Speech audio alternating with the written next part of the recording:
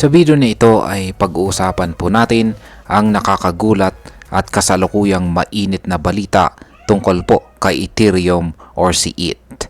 Kamakailan lamang ay pumutok po ang balita ng Ethereum ETF or Exchange Traded Funds sa Amerika ay nag-record ng pinakamalaking daily inflow sa kasaysayan nito.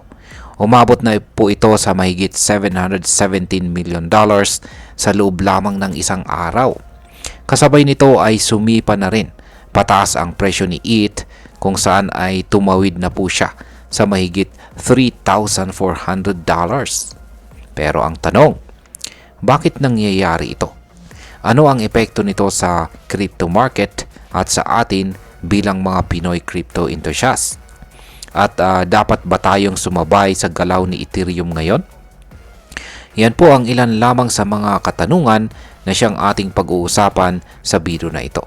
Pero bago po tayo magpatuloy, ay pakibasa na lamang po muna ang disclaimer dito po sa ibaba ng ating screen. At ayan mga ka-crypto, simulan po natin sa kung ano po ba ang ibig sabihin ng record inflows sa Ethereum ETF. Yan, ito pong nakaraang Miyerkules ay pumasok ang napakalaking halaga ng investment sa mga Ethereum ETF sa Amerika. Umabot po ito sa record-breaking na $726 million sa loob lamang ng isang araw. Para sa mga hindi po pamilyar, ang ETF ay isang uri ng investment vehicle na nagbibigay daan sa mga institutions tulad ng mga kumpanya, hedge funds at malaking investors para makabili ng ETH na hindi kailangan ng direktang pakikialam sa crypto wallet o blockchain. Ang pagtaas po ng inflows na ito ay isang malinaw na indikasyon na malakas ang institutional interest kay Ethereum. Ang dating record po ay nasa $428 million lamang. Pero ngayon, halos doble na ang pumasok na kapital. Ngayon ay sino po ang nangunguna sa pagpasok ng kapital? Ang pinakamalaking contributor sa inflows ay si BlackRock, isa sa mga pinakamalaking asset managers sa buong mundo. Ang kanilang Ethereum ETF na tinatawag po na ETHA ay tumanggap ng halos $499 million sa loob lamang ng isang araw. Sumunod naman si Fidelity sa kanyang ETH na FET na nakakuha naman ng $113 million. Sa kabuuan, ang lahat po ng spot Ethereum ETF sa Amerika ay may hawak na mahigit 5 million ETH na katumbas po ng 4% ng buong Ethereum supply sa market. Malinaw na hindi ito maliit na bagay. Ngayon ay paano po naapektuhan ang presyo ni Ethereum? Ayan, dahil po sa matinding demand, si Ethereum ay biglang sumipa ang kanyang presyo. Umakyat po siya ng halos 8.85% sa loob lamang ng 24 oras. Kaya ngayon ay nasa 3,400 plus ang kanyang value. Kapansin-pansin din na habang si Bitcoin ay tila bumabagal na, si Ethereum ay parang nagsisimula ng kanyang sariling rally. Ibig sabihin baka nagsisimula na ang tinatawag na altcoin season, kung saan ang mga coins bukod kay Bitcoin ay nagsisimulang tumaas ang presyo. Sa technical analysis, ang presyo po ni ETH ay malakas ang suporta sa 20-day moving average na nasa presyong $2,866 at sa 50-day moving average naman na nasa $2,647. Kung patuloy po ang momentum, posibleng targetin ni Ethereum ang kanyang all-time high na lagpas $5,000.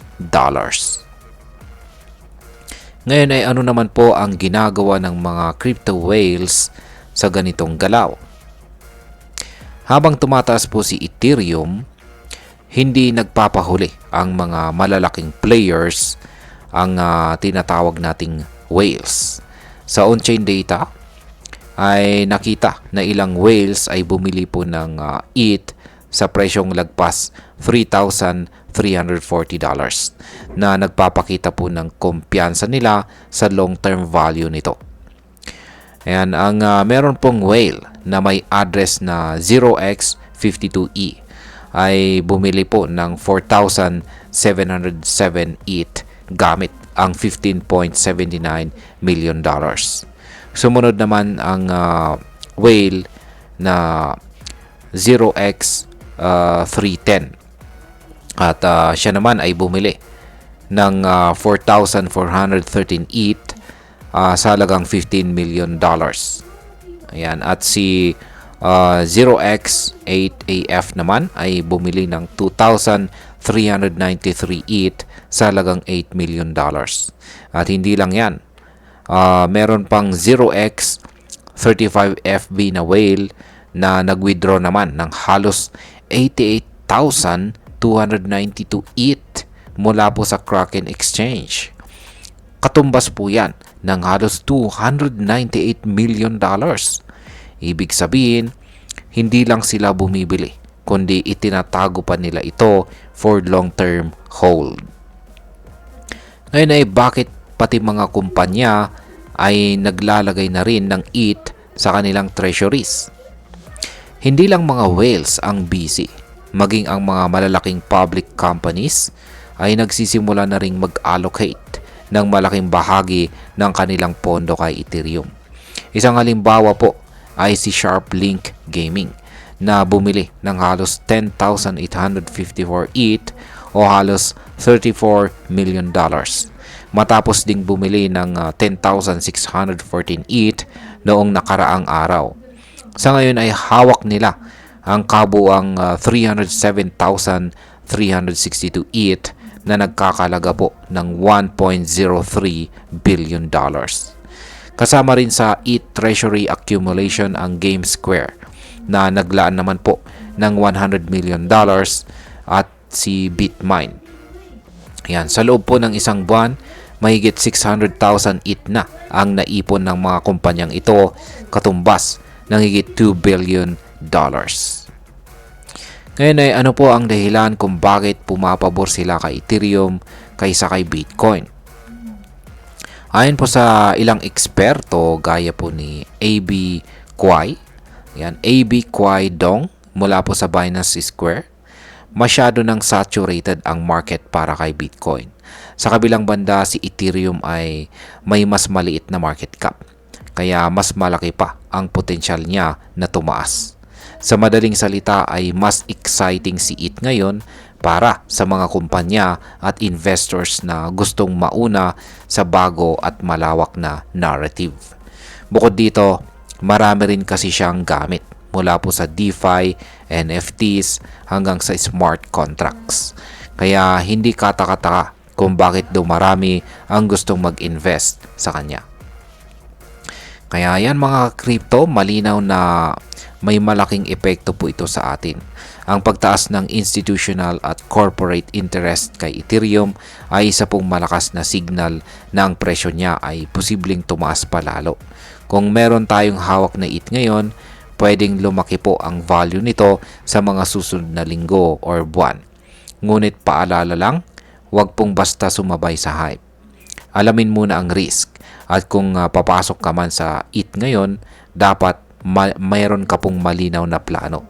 Maaari rin natin gamitin ang info na ito para hanapin ang ibang altcoins na posibleng tumaas kapag nagsimula na ang full-blown altcoin season. At bilang panghuli, ang masasabi ko naman tungkol dito ay hindi lang ito simpleng pump. Nakikita natin ang fundamental support na galing sa malalaking kumpanya, investors at saka whales. Kaya may posibilidad na long-term rally ito. Ang importante ay maging maingat at maging updated po sa mga galaw ng market.